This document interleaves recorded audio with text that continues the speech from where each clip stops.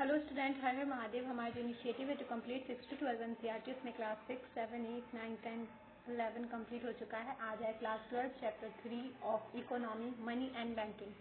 Money क्या होता है? मनी ना एक ऐसा मीडियम होता है जो क्या किया जाता है, एक्सेप्टेबल होता है। किसी चीज़ को रिटर्न करने के लिए आप किसी चीज़ को ले रहे हैं, एक जगह से दूसरी जगह ले रहे हैं, कोई सामान खरीद रहे हैं, तो आपको क्या होगा, मनी एक ऐसा साधन है जो कोई भी ले सकता है इजीली। ठीक है, फंक्शन ऑफ मनी क्या होता है? अब मनी का फंक्शन क्या है? ठीक है, तो मनी के फंक्शन दो है, प्राइमरी फंक्शन भी है और सेकेंडरी फंक्शन भी है। ठीक है, तो प्राइमरी फंक्शन में क्या होता है मनी का, कि ये क्या कहता है, मीडियम ऑफ एक्सचेंज बनता है और measure of value, unit of value होता है। ठीक है, और सेकेंडरी फंक्शन इसका क्या है? सेकेंडरी फंक्शन क्या बताता है कि ना ये स्टैंडर्ड ऑफ डिफर्ड पेमेंट है और स्टोर ऑफ वैल्यू है as a function of money. ठीक है, मनी सप्लाई क्या होता है?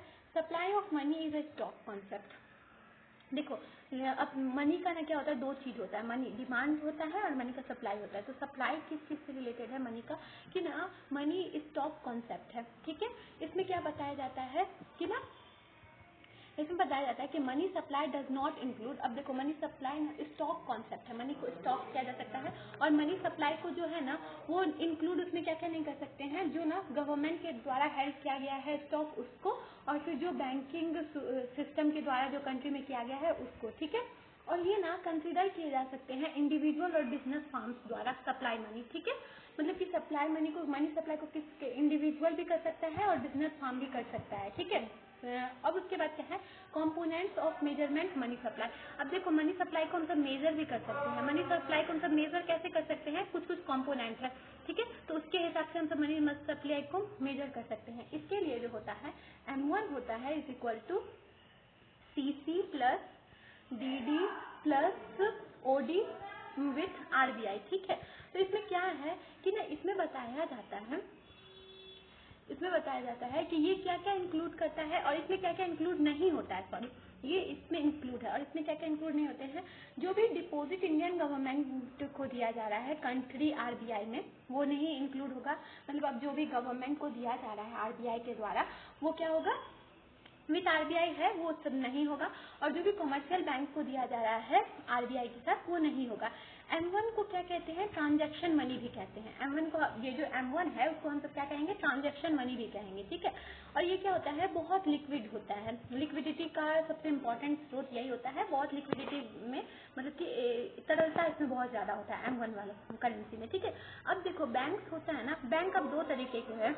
मनी सप्लाई होता है तो मनी सप्लाई किसके द्वारा होगा, बैंक के द्वारा होगा। अब बैंक कितने तरीके के होते हैं, कमर्शियल बैंक भी होते हैं और सेंट्रल बैंक भी होते हैं। कमर्शियल बैंक क्या करते हैं, अब देखो, कमर्शियल बैंक क्या हुए, जो मतलब कि जो गवर्नमेंट के द्वारा नहीं है, और सेंट्रल बैंक क्या है, RBI को छोड़ के जितने भी बैंक सब है ना, वो सब कमर्शियल बैंक है। ठीक है, मतलब जो गवर्नमेंट के द्वारा ऑन नहीं होते हैं ना, वो सब कमर्शियल बैंक है, जो कमर्शियल तौर पे काम करते हैं उसको कमर्शियल बैंक कहते हैं। ठीक है, अब देखो, commercial credit creation bye commercial bank. अब देखो, कमर्शियल बैंक क्या करते हैं, क्रेडिट कैसे क्रिएट करते हैं। ठीक है, अब ना कमर्शियल बैंक का क्रेडिट क्रिएशन का हम आपको टेक्निक बताते हैं कि वो क्या करते हैं। अगर आपसे 1000 रुपए लिए, ठीक है, आप फिक्स डिपॉजिट में जमा किया, आप बोले हमको 5 साल बाद इसको निकालना है। ठीक है, 5 ईयर तक तो ये तो कंपनी इसके पास है। ठीक है, और ये आपको बोलेगा कि ठीक है चलो 5 ईयर है ना, हम आपको पर ईयर इस पे ना 10% का देंगे। ठीक है, 10% का इस पे देंगे। अब ये क्या करेगा, इसी 1000 रुपए को, अब इसको पता है कि ना ये 5 ईयर बाद लेने आएगा, तो इसका क्या करेगा, 500, इसी 1000 रुपए का ना 500 को ये 20% पे लगा देगा, इसको दे देगा लोन पे और 20% इस पे इंटरेस्ट दे देगा। इसके बीच का जो ये 20% जो कमाएगा, उसमें से 10% आपको देगा। बाकी जो 10% है वो क्या है, कमर्शियल जो क्रेडिट क्रिएशन करता है कमर्शियल बैंक, इसी तौर पे करता है। ठीक है, ये है कमर्शियल बैंक का क्रेडिट क्रिएशन का सिस्टम। ठीक है, इसको हम आपको बहुत आसानी से समझा दिए। अब देखो, फंक्शन क्या होता है। अब कमर्शियल बैंक को तो समझ गए कि इस हिसाब से क्रेडिट क्रिएट करता है, पर कमर्शियल बैंक से इंपॉर्टेंट होता है हमारा सेंट्रल बैंक। तो सेंट्रल बैंक का काम क्या होता है, ये फंक्शन क्या क्या करते हैं। ठीक है, तो हमारा जो सेंट्रल बैंक है उसका काम होता है कि इशूइंग करना करेंसी नोट्स। जो भी करेंसी नोट्स इशू होता है वो किसके द्वारा होता है, हमारे सेंट्रल बैंक के द्वारा होता है।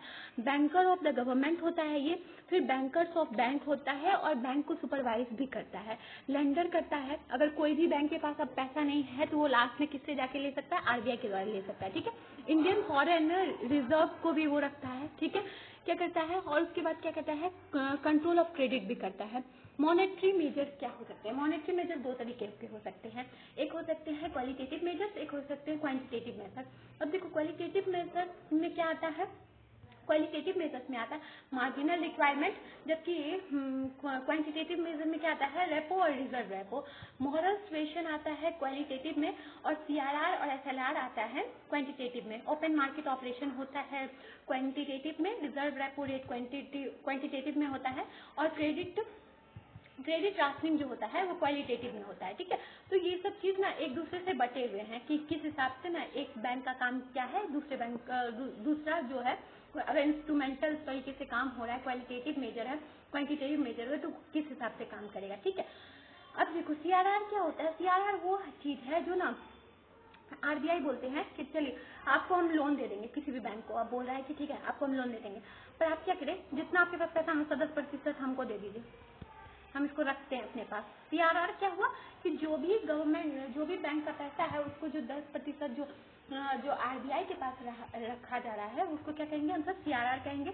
और फिर जो एसएलआर क्या होता है, जो आरबीआई खुद बोलते हैं कि बैंक आप अपने पास ही रखो, इस पैसा को आपको यूज नहीं करना है, पर आप अपने तिजोरी में रखो। ठीक है, इसको अपना अपने अगर क्राइसिस टाइम आएगा तो उसमें यूज करना, तो इसको एसएलआर कहेंगे। ठीक है, इस चीज में फर्क ना सबको बहुत प्रॉब्लम होता है, तो सीआरआर और एसएलआर को आपको इस तरीके से हम समझा दिए। ठीक है, तो इसको ना इजिली इस तरीके से समझ सकते हैं। तो इसमें हम सब यही जाने कि किस हिसाब से मनी का काम होता है, मनी, और उसके बाद कैसा सिस्टम है जो बैंकिंग का है, बैंकिंग में कॉमर्शियल बैंक किस हिसाब से अपना पैसा अर्न करता है, और फिर जो हमारे आरबीआई हैं वो किस हिसाब से सर्कुलेट करते हैं, उनका क्या क्या काम है। ठीक है, तो ये चैप्टर अगर अच्छे तरीके से समझ में आए तो इसके सारे क्वेश्चंस को सॉल्व करने का कोशिश करना है। अगर कोई भी डाउट होता है तो आप कमेंट में पूछ सकते हैं। I hope you understand. Thank you.